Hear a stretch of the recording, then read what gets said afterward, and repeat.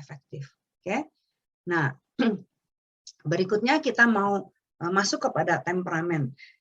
Temperamen itu sebenarnya kalau kita yang udah di sini banyak Bapak Ibu pasti udah tahu bahwa temperamen itu dibagi-bagi, ada yang melankolik, sanguin, kolerik, flekmatik gitu ya. Tapi itu secara umum. Dan banyak orang tua yang nggak ngerti temperamen anaknya pada saat mereka kecil, misalnya anak balita. Duh, anakku ini temperamennya apa sih? Aneh bener kelakuannya gitu. Banyak yang belum bisa menemukan temperamen anak kecil itu apa. Di sini, di samping nanti saya akan bicara tentang temperamen secara umum, saya akan bagi temperamen anak kecil itu sebenarnya ada 4 macam. Ya. Jadi di sini akan saya bagikan bahwa temperamen anak itu merupakan gaya perilaku yang seringkali muncul pada si kecil. Dan gaya perilaku ini menentukan bagaimana reaksi mereka terhadap sesuatu, terhadap situasi tertentu, serta mengekspresikan emosi mereka. Perlu diketahui sikap temperamen pada anak biasanya sudah mulai ditunjukkan sejak mereka kecil. Even dari baby kita bisa merasakan gitu, ada temperamen itu. Dan tidak bisa dipungkiri kalau sikap temperamen anak kecil itu dipengaruhi oleh faktor internal, eksternal, dan genetik. Ya, kalau yang internal itu mungkin mereka memang lahir dengan temperamen itu. Dan genetik itu juga ada gen keturunan dari atas gitu, dari orang tuanya atau dari tantenya, dari omnya, dari neneknya, kakeknya ada keturunan seperti itu. Tapi juga ada hal eksternal yang mempengaruhi temperamen anak, di antaranya depresi postpartum ibu. Jadi kalau ibu yang baru melahirkan, 6 bulan pertama sesudah melahirkan, biasanya mengalami postpartum syndrome, di mana ibu-ibu ini mengalami kayaknya kesel, capek, marah, jengkel, hormonnya lagi kacau balau gitu. Plus mesti ngurusin anak, nggak tidur, nyusuin, anak rewel, dan lain-lain. Itu depresinya luar biasa. Kalau si ibu mengalami ini, jangan kaget kalau temperamen anaknya berubah gitu. Tiba-tiba jadi susah. Itu ada unsur eksternal dari luar. Juga karena faktor gaya parenting atau pola asuh yang diterapkan orang tua. Yang tadi saya bilang, kesalahan demi kesalahan yang kita lakukan, kekeliruan yang kita lakukan yang tanpa kita sadar, itu juga mempengaruhi temperamen anak. Terus juga ada peran keluarga. Tanpa bermaksud menyindir oma opa, di sini banyak faktor gini. Kita orang tua punya anak, tapi ada orang tua kita kan, ada oma opa gitu, ada kakek nenek. Mereka ingin juga membantu mendidik anak, atau mungkin kita titipkan kepada mereka. Nah, kadang-kadang peranan nenek kakek itu juga punya pengaruh pada si kecil. Misalnya gini, kita orang tua bilang, oh jangan dikasih permen, neneknya kasih permen. Atau misalnya, oh ini makannya mesti diatur, sebelum 6 bulan jangan makan solid food. Neneknya bilang, lu tau apa sih? Mama udah ngelahirin lu dari zaman kapan? Lu mama kasih solid food juga nggak apa-apa tuh. Gitu. Jadi keributan demi keributan bisa terjadi karena ketidaksinkronan, ketidaksetujuan antara kakek nenek dengan papa mama yang baru. Nah, ini peran keluarga mempengaruhi juga temperamen si anak gitu ya. Terus juga ada unsur secara medikal, mikrobakteri pada usus anak yang berhubungan dengan perkembangan syaraf anak. Itu adalah sekian persen anak mengalami hal ini, sehingga dia dari dalam itu merasa ada gangguan, nggak enak sekali, sehingga saraf-saraf otaknya juga terganggu, jadi dia rewel, temperamennya jadi sulit. Oke. Nah, temperamen anak belia itu dibagi oleh para psikolog di tahun 60. Jadi ini baru ditemukannya rada-rada belakang ya, sesudah penemuan temperamen dari berbagai sudut. Jadi temperamen anak belia itu dibagi menjadi 1. Itu temperamen easy atau mudah. Maaf ya, saya mesti makan ini dulu, permen Fisherman. Nah, temperamen easy atau mudah, anak yang temperamennya ini itu cenderung lebih mudah beradaptasi dengan situasi yang baru. Jadi anak-anak yang masuk golongan ini reaksinya ringan dan bereaksi ringan untuk hal-hal yang terjadi di sekitarnya. Ya. Misalnya anak yang temperamen easy atau muda ini kita bisa melihat dia rutinitas tidurnya lebih teratur, hatinya lebih damai, disuruh apa-apa lebih gampang gitu ya.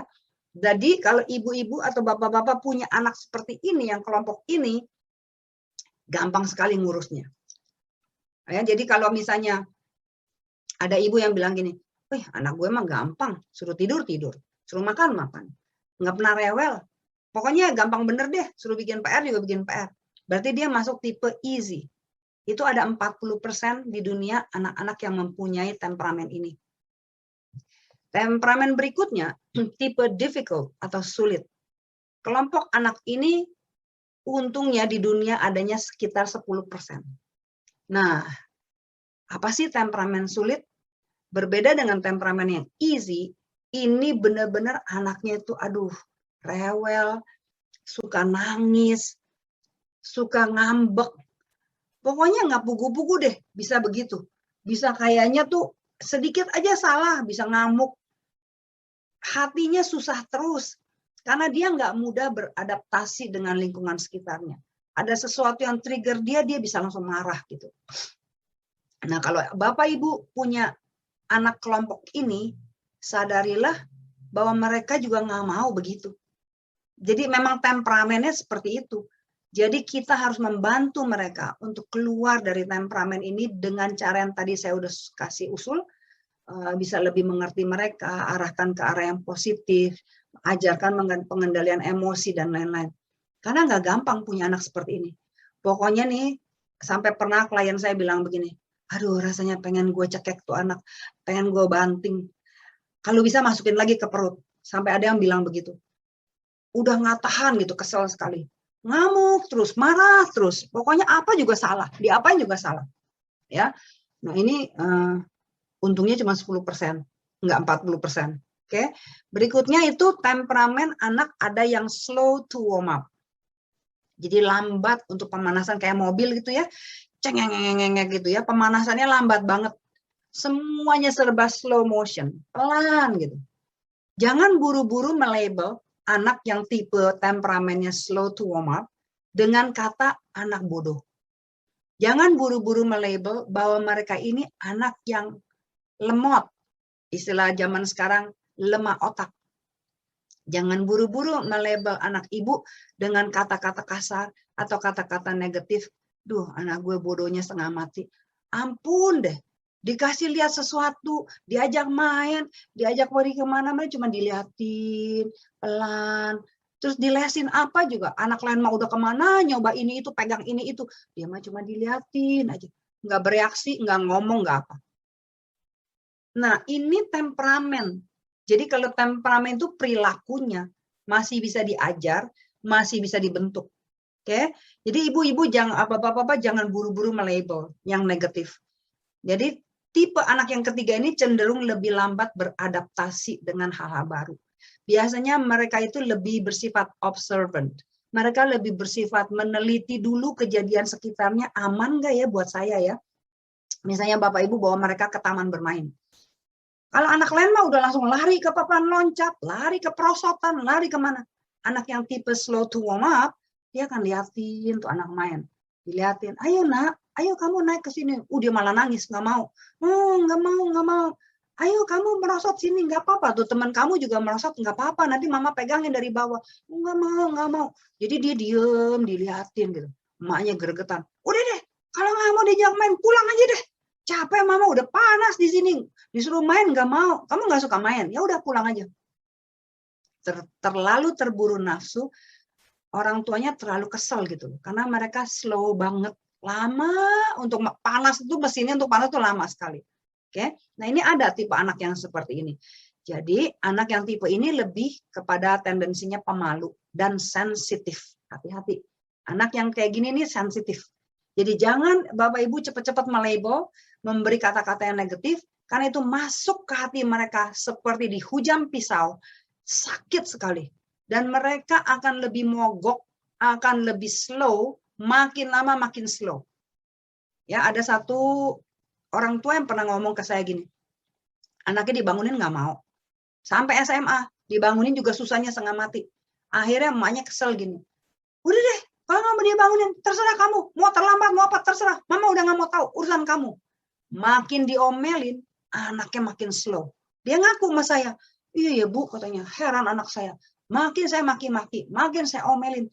Semuanya jadi slow motion. bangun pelan, ambil baju pelan, kayak film gitu di slow motion. Ambil baju pelan, ganti baju pelan, pakai sepatu pelan, ambil tas pelan. Bukannya makin cepat, makin geraknya lambat dan makin terlambat.